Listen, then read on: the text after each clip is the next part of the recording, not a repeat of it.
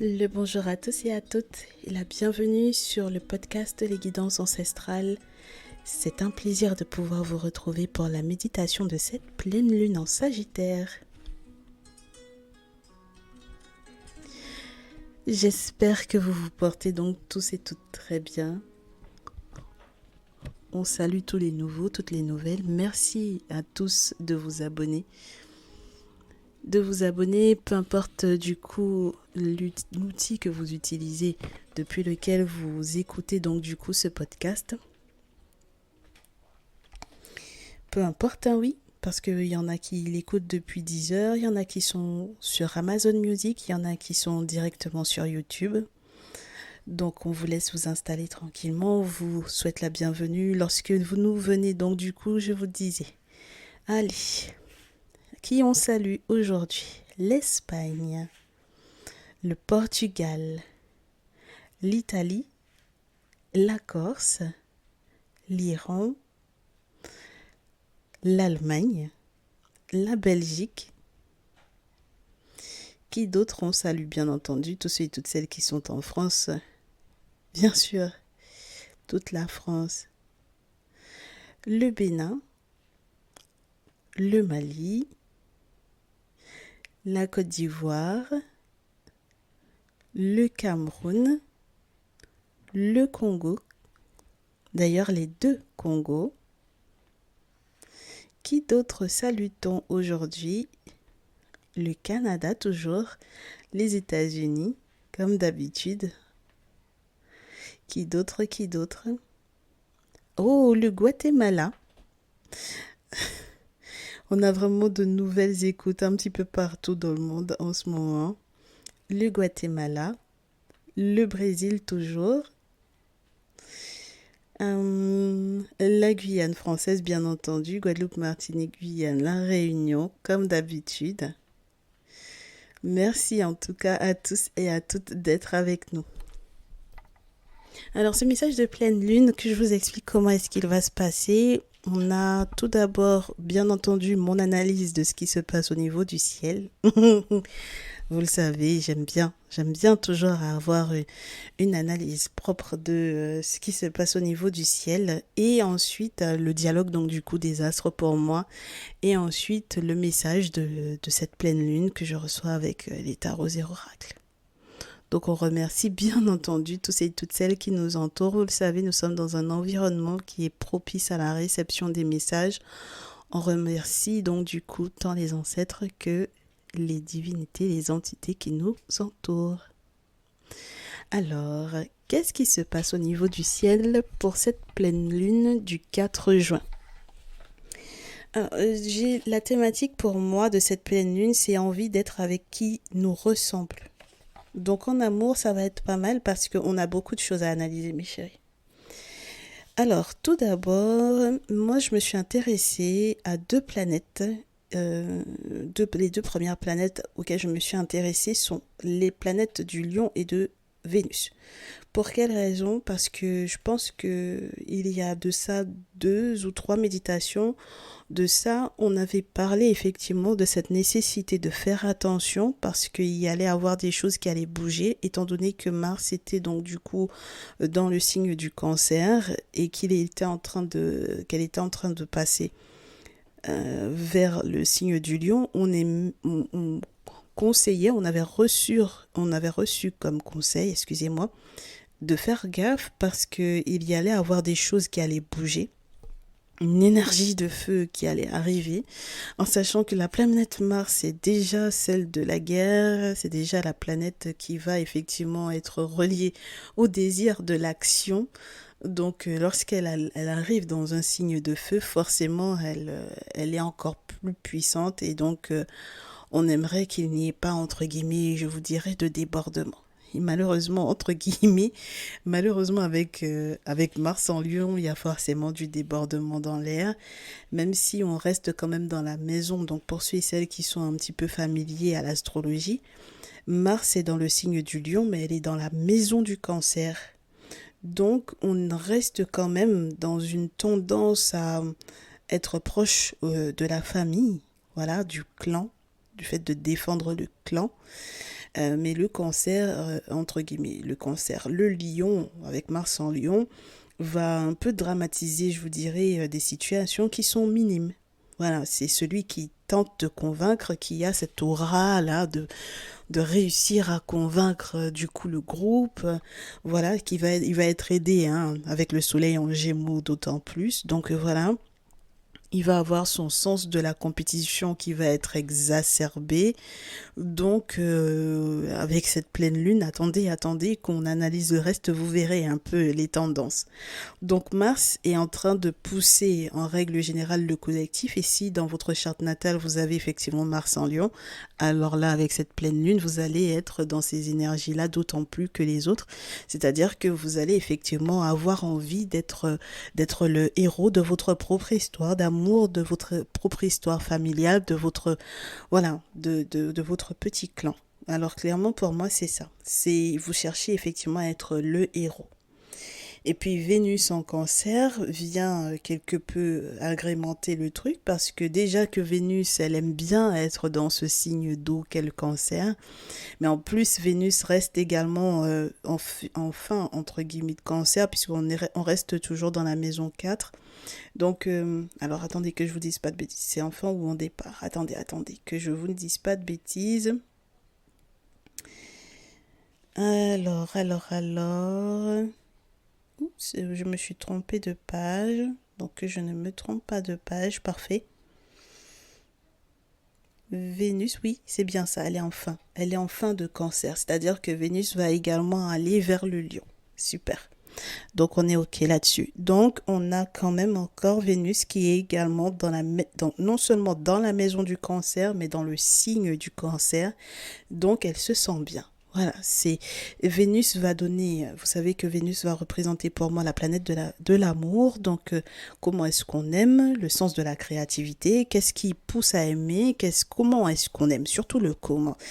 Et Vénus en cancer va donner à ceux et celles qui ont effectivement cette planète dans ce signe dans leur charte, le sentiment d'être un rêveur ou une rêveuse, donc d'avoir des sentiments mais qui sont reliés à la rêverie, d'avoir des sentiments mais qui sont reliés peut-être comme je vous dirais les histoires d'amour lues dans les bouquins, voilà, les histoires d'amour lues dans les bouquins à l'eau de rose, voilà. Euh, beaucoup d'imagination, un grand sens de l'imagination, mais du coup, tellement d'imagination qu'on peut perdre peut-être quelque peu le sens des réalités. Alors du coup, avec une Vénus en cancer, on peut aussi être dans l'amour capricieux. Voilà, dans l'amour capricieux, l'amour qui a des humeurs, mais on va, grâce à Vénus en cancer, réussir malgré tout à créer une atmosphère très romantique, voilà, à créer une belle intimité. C'est ce qu'on arrive à faire lorsque on a effectivement Vénus en cancer. Donc ça va donner quand même quelque peu des tendances à avoir envie de tourner une scène d'amour dans sa vie sentimentale. Avoir le sentiment qu'on a du coup les caméras braquées sur soi et que donc on ait besoin d'en faire beaucoup pour pouvoir prouver qu'on est amoureux. Voilà. Et pour le coup, Vénus dans la maison du cancer, elle limite tout de même pas mal l'amour à ce qui nous ressemble. Voilà. Donc on est dans ces énergies où on a envie d'avoir quand même le plein feu sur soi parce que le signe du lion c'est quand même bien le principe, c'est quelqu'un qu'on voit, voilà le lion avec cette aura, cette crinière là, voilà, le signe du lion, magnifique signe solaire qui est quand même rempli de cœur, hein, qui parle quand même des amours, de tout ce qui se passe aussi dans le cœur d'enfant. Voilà. Mais voilà, le lion, dans sa puissance, dans son énergie, ami avec le cancer, c'est plutôt, voilà, émotionnellement parlant, ça va y aller, mes chéris, ici. D'accord? Surtout lorsque l'on a envie de protéger peut-être son autre de l'extérieur, du monde extérieur. Et ça va être très particulier parce que du coup, forcément, on va se retrouver à être en palabre avec deux planètes. La planète Pluton et la planète Jupiter. Donc pour moi, en fait, Mars et Vénus sont en palabre avec Pluton et Jupiter. Pluton va représenter la planète de la transformation en profondeur. C'est-à-dire que tu veux ou tu veux pas, tu veux ou tu veux pas, c'est ça. Donc il n'y a pas de possibilité de faire autrement.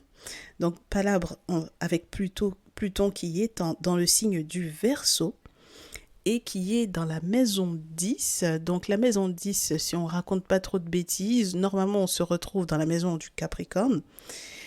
Et là, on vous dit que Pluton dans le signe du Verseau, ça n'a pas bougé, hein, parce que Pluton, c'est une grosse, très grosse planète, mais très lente. Donc, euh, elle est là pour pouvoir bouleverser l'environnement. Voilà. Donc, le signe du Verseau, c'est quand même le signe qui va vous parler effectivement de la pensée du groupe. Voilà. Pense pas qu'à lui, vois un petit peu le groupe. Ne pense pas qu'à lui. C'est d'ailleurs l'inverse, d'ailleurs, du coup, du lion. Voilà. Donc, c'est comme si on avait, par exemple, du coup, le soleil en lion et la lune, du coup, en Verseau, on aurait eu presque une pleine lune. Vous voyez un peu? C'est comme si c'était des fausses pleines lunes, en fait, là. Donc, voilà, mes chéris, disons ça comme ça, une fausse pleine lune, un doublon de pleine lune, si en tout cas c'était le soleil et la lune qui étaient dans ces planètes-là, on comprend donc du coup qu'il y ait quelque part une tension entre Mars en Lion et Pluton en Verseau, parce que bon voilà, ce sont des signes qui sont censés être complémentaires dans le sens où il y a je avec le Lion, la manière dont je suis vue, j'aime être romanesque, j'aime être celui qui est l'homme ou la femme de la situation. Et le Verseau en face qui dit tu aimes, effectivement, tu aimes l'autre, les autres, tu aimes être vu par rapport à ce que tu dégages pour les autres. Et moi, je pense essentiellement ou uniquement aux autres et pas suffisamment à moi. Et donc Pluton est en train de vouloir faire de sorte que Mars comprenne que même si tu as envie d'être l'homme ou la femme de la situation et de dramatiser et de queen ou king teaser le truc, parce que c'est toi qui es l'élément phare de la relation, il y a quand même des choses qui se passent autour. Et ce qui va se passer autour va bouleverser dans tous les cas, parce qu'on est censé essayer tout de même, on a quand même une bonne tendance à réussir à manipuler les choses en coulisses, parce que dans la maison 10, c'est ce que ça donne, voilà. On va devoir peut-être changer son environnement. Peut-être que pour le moment, tu aimes bien ta petite personne, ta petite tronche, ta petite gueule, voilà, clairement. Mais il se peut que, en plus de ça, avec Vénus qui se rajoute, t'aies envie d'être qu'avec des personnes qui te ressemblent. On comprend. Mais les personnes qui te ressemblent, ils vont changer. Elles vont changer. Donc, je sais pas comment tu vas faire pour réussir à apprendre à les aimer. Peut-être qu'il faudra que tu ailles demander du coup au soleil en Gémeaux de t'aider. Mais tu auras besoin effectivement de comprendre que ton environnement, il va changer. Donc, c'est Pluton en Verseau qui tente de te faire sortir de ton clan, ta famille, ton petit cocon, ton petit truc. Tu dois bouger d'environnement. C'est ça, Pluton en Verseau. Voilà. Et ensuite, tu as le palabre avec Jupiter en Taureau, parce que c'est compliqué. Jupiter en Taureau, pour moi, lorsque, par exemple, tu me demandes d'analyser un peu ta charte natale, c'est quelque chose que je fais presque plus, d'ailleurs. Mais quand je le fais, pour moi, dès que je vois que tu as Jupiter en Taureau, bien sûr, je vais regarder dans quelle maison ça se trouve, hein, mais c'est déjà un signe que tu es quelqu'un de très chanceux ou de très... T'es un chanceux ou une chanceuse, pour moi, clairement. Voilà. Parce que Jupiter, c'est la planète de l'expansion. C'est déjà la planète de la chance pour moi. Et quand elle se trouve dans le signe du taureau, je la trouve magnifique parce qu'elle arrive à gérer tout ce qui est relié aux questions d'argent, aux questions de finances, parce qu'on a un sens pratique pour ce qui est de ce que l'on arrive à accumuler, en sens de, par exemple, de l'ingéniosité qu'on est censé avoir pour effectivement cumuler, pour avoir une belle croissance matérielle, etc. Donc du coup, Jupiter en taureau, c'est le chanceux. Ok. Et puis il y a un palabre avec Jupiter en taureau. Attends que je te dise, hein, je vais vérifier qui est en palabre avec Jupiter. Là, Jupiter, il est vraiment en palabre avec Vénus et Mars. Il y a un petit souci aussi avec Pluton, hein, forcément. Forcément, il va y avoir un souci avec Pluton parce que t'es bien gentil. Pluton, là, tu penses à tout le monde, mais moi, je suis en train de gérer mon patrimoine avec Jupiter en taureau. Voilà. Donc, je suis peut-être un bon vivant, mais moi, je suis loyal avec Jupiter en taureau. Donc, je n'ai pas l'intention de faire sortir de mon clan ce que je possède. C'est-à-dire que le patrimoine de ma famille, de ce que j'ai accumulé de génération en génération, j'ai pas l'intention de le dilapider pour le groupe. Pourquoi faire, en fait? Non. C'est pas mon intention.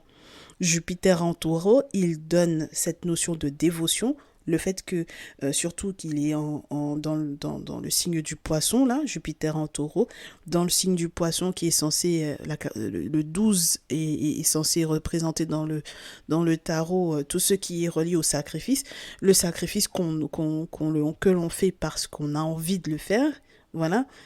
Jupiter en taureau veut se sacrifier pour la famille. Alors, il a un objectif, c'est la famille, c'est la dévotion, il n'y a pas de souci, c'est ça son idéal. Il n'a pas l'intention de faire ce que Pluton il demande de faire pour le groupe. Hein. C'est pas son problème. D'accord? Donc, on a cette tension-là en sachant que le soleil en gémeaux, il est là pour mettre en lumière quoi exactement? La largesse d'esprit.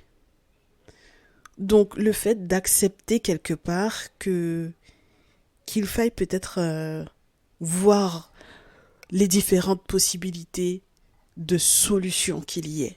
Parce qu'en réalité, il n'y en a pas qu'une seule. Là où la lune en Sagittaire aurait envie de dire moi, j'ai qu'un seul objectif. Moi, j'accepte le voyage, j'arrive à m'adapter, il n'y a pas y a pas de souci. Mais par contre, quand j'ai un objectif, il faut que je l'atteigne avant d'aller dans le prochain. Je sais m'adapter, hein. Le Sagittaire, il s'adapte, hein. Voilà, ça c'est sûr et certain. Ok? Donc, celui qui a la lune en Sagittaire, et en ce moment, cette pleine lune en Sagittaire, s'il faut bouger, s'il faut voyager, s'il faut déménager, s'il y a un nouveau rythme, s'il y a de nouvelles choses qui imposent effectivement un nouveau rythme, s'il y a de nouvelles circonstances qui imposent effectivement qu'on bouge, il n'y a pas de souci. Mais c'est pas quelqu'un, le Sagittaire, qui va avoir plusieurs, je te dirais, justement, destinations. C'est la prochaine destination, j'y vais, j'y reste, ensuite à cette destination, en ayant atteint cet objectif-là, ok, prochain objectif. Parce que c'est quand même, le Sagittaire va représenter quand même la carte 9. Voilà, hein, c'est quand même bien l'ermite. Donc il y a un côté spirituel quand même dans le Sagittaire qui est assez important. C'est-à-dire que c'est quelqu'un qui est quand même en train de fouiller pour avoir effectivement à trouver. C'est quand même celui qui cherche, hein. Voilà, c'est quand même le spirituel, c'est quand même celui qui cherche. Donc on comprend que ce soit quelqu'un comment te dire, qui arrive effectivement à s'adapter selon les rythmes, voilà, mais qui a besoin, lorsqu'il y a une question qui est posée, de donner une réponse à cette question-là avant de passer à la suivante. Alors que le Gémeaux, lui, il arrive dans une seule conversation, dans une pièce avec plusieurs personnes, à parler avec tout le monde à la fois et à trouver des solutions là où tout le monde était là en train de se dire mais comment est-ce qu'on va sortir de ce truc-là? Et lui, il arrive à trouver des solutions parce que il a le cerveau qui pense à 1000 choses à la fois. Il arrive à capter, à entendre plusieurs personnes, plusieurs conversations en même temps. Il arrive à insulter celui-ci pendant qu'il complimente l'autre. Ça le dérange pas, tu vois? Donc, on est dans cet état d'esprit-là au niveau du ciel, c'est-à-dire que le soleil, lui, il aimerait que, du coup, le collectif se rende compte qu'il y a beaucoup plus de possibilités que le petit clan ou le petit cocon dans lequel on tente de s'enfermer. Il y a peut-être d'autres possibilités, peut-être de du coup s'accorder non seulement avec ce que l'on possède, pour que éventuellement il n'y ait pas de différend ou de difficulté par rapport à l'environnement ou par rapport au monde extérieur. En sachant que en sachant que il y a quand même la possibilité dans tout ça qu'il faille le canaliser et c'est ce que fait la lune, canaliser parce que effectivement on a plusieurs réponses, mais il vaut mieux que tu aies effectivement une réponse, va au bout de cette réponse-là, va au bout de cette analyse-là au lieu de te disperser.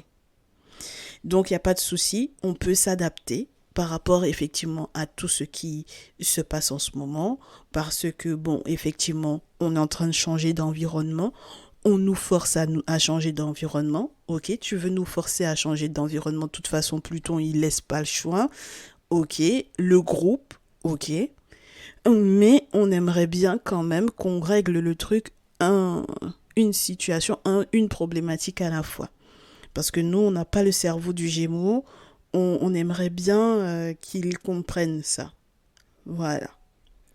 Et bien, c'est ça. C'est ce qui se passe en termes, imaginez-vous, en amour, ce que ça va donner.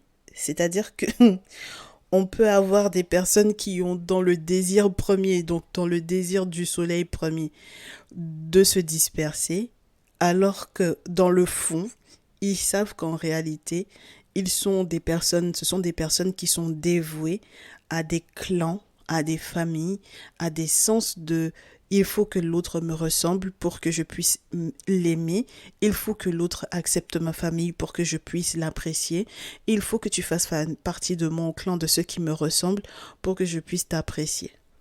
Ça va être compliqué à concilier parce que si on te force à, à changer d'avis sur celui que tu peux aimer, celle que tu peux aimer, si tu te retrouves à être amoureux de quelqu'un qui ne te ressemble mais absolument pas, ni dans le trait de caractère, ni dans la façon de gérer les événements, ni dans la rapidité avec laquelle cette personne s'adapte. Si c'est toi, peu importe le personnage dans lequel tu te retrouves, hein, d'accord mon chéri, ma chérie, peu importe que tu te retrouves comme étant ce Mars en Lion où tu as envie de dramatiser de tout et que du coup tu as envie d'être le héros de l'histoire, ou alors que tu te retrouves dans Vénus en Cancer, c'est-à-dire que tu es celui ou celle qui est en mode je suis capricieuse, j'ai des humeurs, je suis lunatique, mais par contre j'arrive quand même à mettre une très belle atmosphère d'amour si tu me ressembles. Parce que si tu me ressembles pas, ça m'intéresse pas. Ou alors que tu sois celui qui est vraiment le Pluton en Verseau, c'est-à-dire que tu as envie que tout change. Et c'est maintenant que tout va changer. Ou alors que tu te retrouves comme étant Jupiter en Taureau, c'est-à-dire que tu es le chanceux, celui qui cumule, celui qui gère le patrimoine, mais qui est loyal juste à sa famille. Si tu es celui qui est lune en, Jupiter, en Sagittaire, c'est-à-dire que tu es celui qui accepte au fond de toi que de toutes les façons, il faut changer. Voilà. Euh, Parce que tu veux pas quand même, par contre, il y a un critère, faut pas que ça déstabilise ce que tu estimes être la sécurité. Donc voilà, on comprend. Et si tu es le soleil en gémeaux, eh bien, tu es peut-être celui qui est dans cette largesse d'esprit, mais qui doit devoir canaliser effectivement son amour sur une personne en particulier, parce que à trop d'amour, réussir à s'adapter ne sera que dans une idée de dispersion. Très intéressant tout ça. Donc, qu'est-ce que ça donne en termes de messages au niveau des oracles et des tarots? Et ça, c'est ce qu'on va voir tout de suite après une petite pause musicale.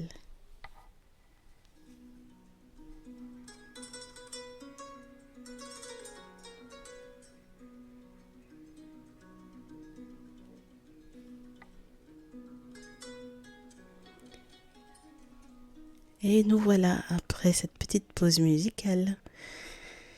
Qu'est-ce que ça nous apprend? Qu'est-ce qu'on a comme visuel? quelles sont les situations qui sont à vivre? Eh bien, c'est vraiment la période chaotique dans laquelle effectivement on peut s'attendre à ce que du coup, avec ces énergies magnifiques, mais quand même assez contradictoires, on est dans ces énergies-là et on s'attend forcément à avoir un visuel en termes des oracles et des tarots là, qui va, euh, qui va aussi chambouler, il faut le dire. Voilà. Donc, mes chéris, ici avec l'oracle des miroirs, pour le coup, j'ai des cartes qui me disent que pour certains et certaines d'entre vous, avec cette pleine lune-là, il y a vraiment les questions qui sont reliées à l'héritage. Donc, j'ai hérédité, fécondité, instabilité, temps. Et j'ai la joie, les paroles, la clairvoyance, la chance et le retour. J'ai la jalousie, les ancêtres, les accusations, la trahison, la séparation. Donc le beau chaos, le merveilleux chaos, le chaos auquel on s'attendait réellement au vu de ces situations, au vu de ces événements. Parce que je pense que ça se chamaille par rapport effectivement à la fécondité.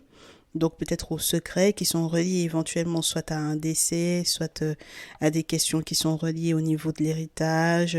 Donc voilà ce que l'arbre généalogique a pu laisser, ce qu'il a pu avoir comme certains trésors, comme voilà, il y a ça qui crée effectivement pas mal d'instabilité.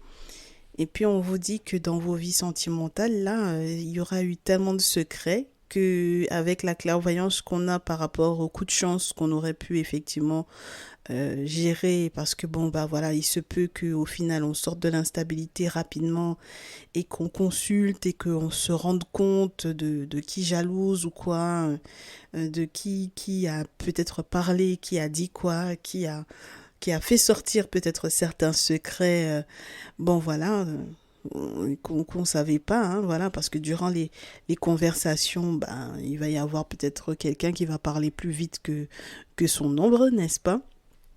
Et donc voilà, on va être informé, on va être au courant. Et en fait, ensuite, on se rend compte il y a tellement de jalousie à l'intérieur de ce cadre familial où il y a tellement de jalousie autour de son autre que du coup, bon, voilà. Il y a un moment donné où on va se poser la question de savoir est-ce que on a eu de la chance de revenir vers cette personne ou que cette personne revienne vers soi, ou est-ce que on a vraiment de la chance parce qu'on peut avoir le sentiment que la situation se retourne contre soi. Voilà. Et le problème, c'est qu'on ne peut pas accuser les ancêtres, en fait, parce que les ancêtres ne trahissent jamais. En revanche, on peut se faire des reproches par rapport à une éventuelle trahison, là, parce que si vous saviez pas, par exemple, que votre autre était enceinte de quelqu'un d'autre, ou que votre autre, mes très chères féminines, avait mis effectivement enceinte quelqu'un d'autre, ça peut poser des problèmes, surtout lorsqu'il y a des questions de succession, etc. Donc oui, là, il peut y avoir effectivement cette trahison et donc du coup des raisons de se séparer. D'accord? Donc, mes chéris, la suite c'est quoi avec l'oracle du coup de la lune, parce que tant qu'à faire on est en pleine lune, on va demander à l'oracle de la lune de conseiller. L'oracle de la lune vous dit qu'il y a un équilibre à trouver entre ce que le spirituel vous dit et ce que vous pratiquez. Donc c'est important, s'il n'y a pas d'équilibre là-dedans, vous ne serez pas crédible. Ensuite, on vous dit, donc, ça demandera que tu sois audacieux ou audacieuse et que tu fasses le premier pas. Parce qu'il y a effectivement la fin d'un cycle douloureux qui approche, donc il y a une forme de récompense sur le plan financier, parce que tu le mérites, tout simplement. Et c'est ce qui va permettre qu'il y ait effectivement de nouveaux départs. Et ces nouveaux départs obligeront peut-être de laisser quelque chose derrière soi. Et s'il y a bien quelque chose à laisser derrière soi, c'est sa fierté. Parce que si ta fierté vient prendre le dessus dans cette situation, tu n'auras pas peut-être fait les ajustements que les ancêtres te demandaient de faire au vu donc du coup de cette situation amoureuse. Si tu te sépares avant, ça n'aura pas de sens. Si tu te sépares sans que les ancêtres aient validé que tu doives effectivement te séparer, ça n'aura pas de sens. Et si tu fais des reproches, et si c'est les ancêtres en revanche qui ont à te reprocher de trahison, là par contre, ce sera pas bon. Tu vois un peu le truc ou pas? Parce que jalousie, les ancêtres, accusation de trahison, séparation, bon, on a un ordre des choses qui est un petit peu spécial. On n'aimerait pas que les ancêtres aient à t'accuser de trahison et te fassent des reproches et donc du coup te disent bon bah en fait du coup tu te sépares parce que c'est pas normal. Tu vois ce que je veux dire? Donc il y a une forme de fierté à ne pas avoir lorsque, par exemple, on sait que l'on est celui ou qu'on est celle qui a trahi. Et il y a une forme de fierté à ne pas garder si, justement, malgré l'éventuelle trahison de l'autre, les ancêtres, eux, décident que vous devez vous rabibocher. Donc, voilà un peu les tendances du moment. Voilà, les tendances du moment au vu du message que je reçois. Alors la suite, c'est quoi? Tout d'abord, mes consultants, mes consultantes. On vous dit, on vous dit mes consultants, mes consultantes. Le chiromancier avec l'oracle de la citadelle. C'est incroyable comme cette carte-là n'arrête pas de retomber en ce moment et vous inquiétez pas, on n'a pas fini encore. Hein. Il y a d'autres cartes qui sont tombées dans d'autres méditations ces derniers temps, dans d'autres messages sur YouTube ces derniers temps et qui reviennent et qui reviennent. Donc ça veut dire que c'est l'énergie du moment. Donc on te dit, mon très cher consultant, ma très chère consultante ici, j'ai pas fait donc du coup comme la méditation du jour, la dernière méditation du jour, je n'ai pas demandé mon masculin, ma féminine, j'ai demandé mon consultant, ma consultante et son autre en face. Ah ben, il faut que tu lui dises avec le chiromancier, tu as consulté ou toi-même, en sachant ce qui se passe, tu dois lui dire. Il y a des choses que tu dois annoncer à ton autre. Il faut que tu lui dises ce que tu sais. Ou alors, au vu du fait que ton autre soit dans l'énergie du poète, si ton autre est dans l'énergie du poète, donc ça veut dire que c'est quelqu'un qui va tourner ses phrases, faire des mots doux, etc. Peut-être demander pardon, tout ça, tout ça. Voilà, c'est quelqu'un qui va prendre le temps de choisir ses mots parce que le poète, c'est celui qui va se rendre compte que la relation avait de la valeur pour lui ou pour elle. C'est quelqu'un qui va se rendre compte que il ou elle doit effectivement faire tomber effectivement comment te dire ça, oui, sa fierté, faire tomber sa fierté pour montrer sa vulnérabilité, etc. Donc voilà, il est temps que tu sois prêt peut-être aussi à recevoir ces nouvelles-là et que tu puisses collaborer avec lui. Parce que le chiromancier, c'est ça, il y a delivering news et collaboration. Voilà. Donc ce sont les deux énergies de cette carte-là. Et lorsqu'on vous met tous les deux ensemble, eh bien, j'ai The Hunter. Alors, comment est-ce qu'on traduit The Hunter déjà? Le chasseur. Oui, le chasseur. Avec le chasseur, on vous demande de ne pas vous occuper de la beauté de la forêt dans laquelle vous allez chasser. La forêt, elle est belle. Oui, vous aurez le temps de la contempler après. Vous avez un objectif. L'animal que vous êtes en train de chasser est peut-être extrêmement dangereux. Si vous vous laissez distraire par la beauté du coucher de soleil, la beauté d'une luciole qui passe, la beauté d'un insecte qui saute, vous allez vous perdre. En réalité, vous devez être concentré sur ce que vous avez comme objectif avec votre autre. Ça vous rappelle un peu les énergies de la pleine lune, c'est exactement ça. Et on vous dit que ça demandera peut-être de faire appel à the priest. Donc, ça demandera de faire appel à celui qui est censé être le lien entre le visible et l'invisible. Ça demande absolument de faire preuve de persévérance et d'avoir confiance dans ce référent spirituel. Donc du coup, The Priest, c'est celui qui va effectivement faire les requêtes au monde spirituel pour soi. C'est une carte qui est magnifique, c'est dommage que vous ayez pas le visuel, mais c'est une carte qui a un reflet. Bon, du coup, c'est toute la carte qui montre le soleil et la puissance du soleil entre les mains de quelqu'un. Donc comme les requêtes ou le pouvoir ou les énergies positives qui se dégagent dans cette requête au monde spirituel pour effectivement un résultat positif. Donc pour moi ici on a affaire à quelqu'un qui c'est l'équivalent pour moi de l'ermite, c'est-à-dire que c'est la personnification de, entre guillemets, hein, dans cette carte-là, de cette belle énergie solaire, d'ailleurs, dans le sens où on est dans une victoire, dans un succès, dans quelque chose de magnifique, dans le fait aussi qu'on voit plus clair dans les différentes décisions que l'on a peut-être pas si bien prises que cela auparavant, parce qu'on avait des difficultés justement à prendre des décisions, il y avait trop de conseillers, c'est ça, hein, The Pathless, la carte qui est juste après. On a eu beaucoup trop de conseillers, on avait trop de voix différentes, trop de mains différentes dans sa vie, et donc ça empêchait de trouver effectivement son chemin. Et ensuite, finalement, on accepte, avec The Captain, on accepte de redevenir le capitaine de son bateau, de sa barque, de sa vie, de son couple, de sa relation.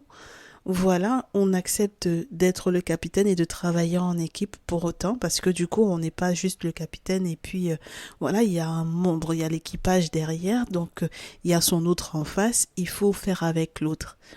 Et une fois qu'on aura fait avec l'autre, on a The Catalyst. Et c'est là qu'on a donc du coup l'élément catalyseur de cette situation. C'est à ce moment-là qu'on aura compris que on n'a pas besoin de plusieurs mains pour pouvoir nous aider. Voilà, au vu des difficultés que l'on rencontre.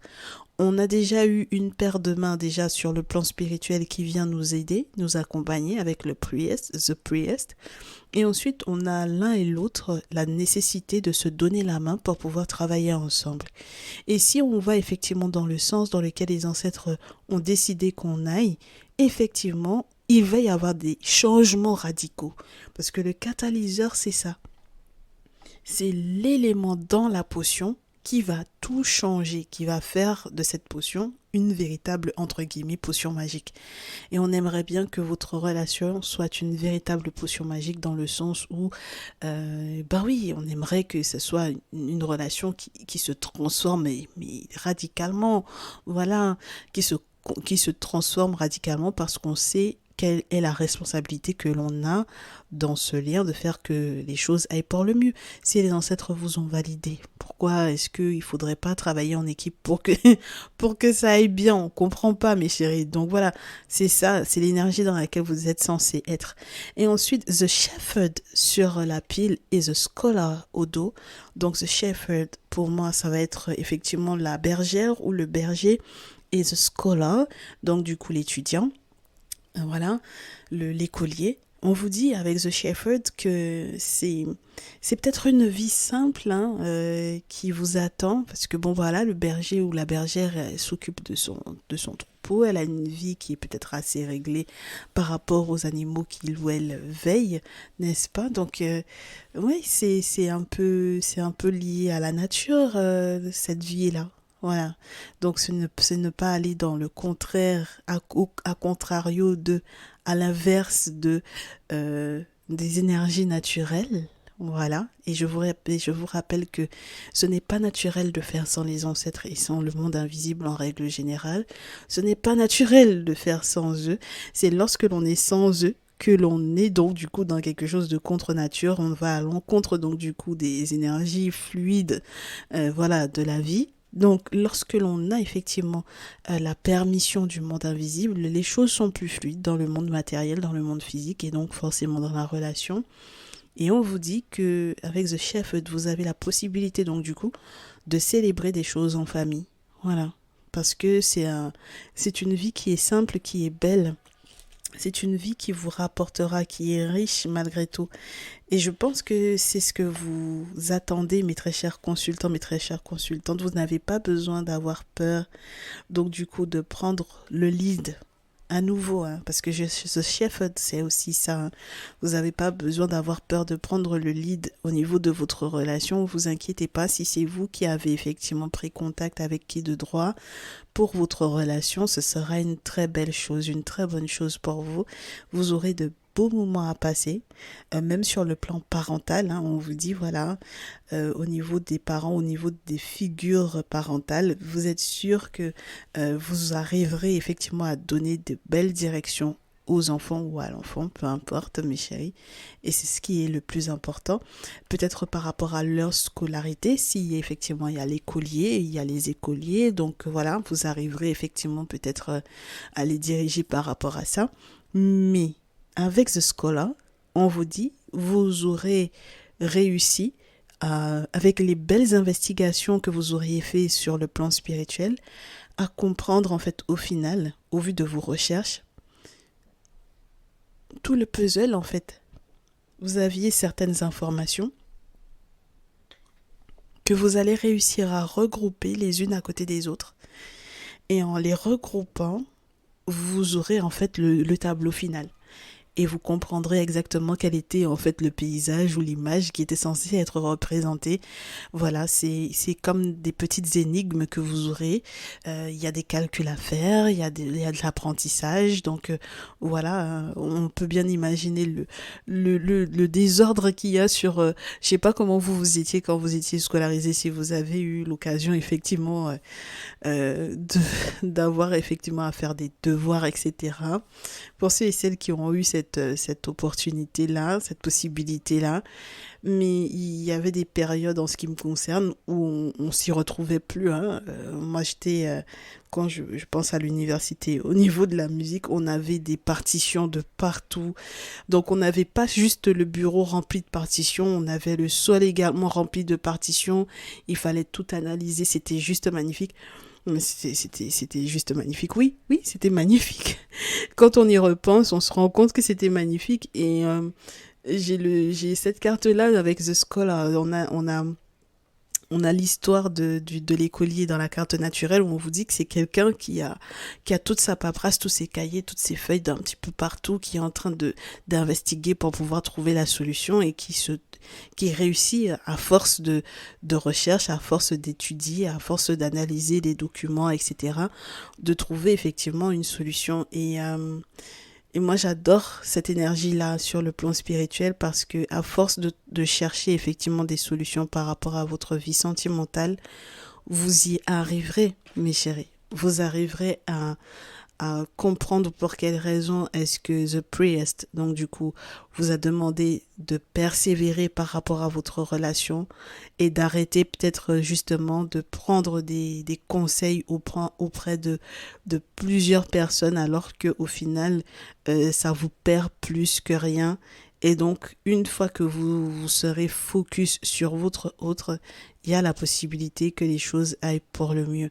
Et je vous souhaite effectivement de vivre tout ça, mes chéris, parce que je trouve que c'est très très beau pour cette pleine lune, qu'on arrive à dépasser la trahison, qu'on arrive à échanger, qu'on arrive à se pardonner peut-être, qu'on arrive effectivement à faire ces ajustements-là, parce qu'il y a tellement de nouveaux départs qui vous attendent, qu'il n'y a pas de raison que vous passiez à côté simplement par orgueil, mes chéris.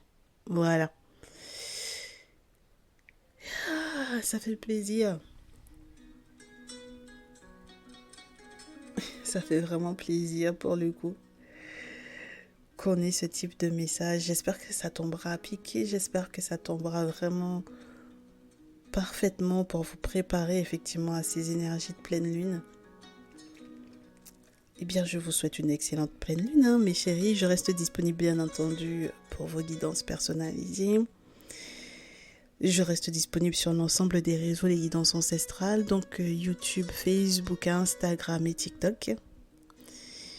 Je vous remercie de par le monde, là où vous vous trouvez, de votre écoute, de votre fidélité. Et lorsque vous êtes tout nouveau, toute nouvelle, bien j'espère que vous vous plairez.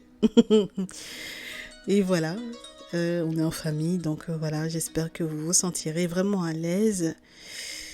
Et j'espère que vous me ferez des retours positifs au vu de ces messages. J'espère que ça tombera vraiment, vraiment à pic, mes chéris, et que vous serez effectivement prêts pour cette pleine nuit.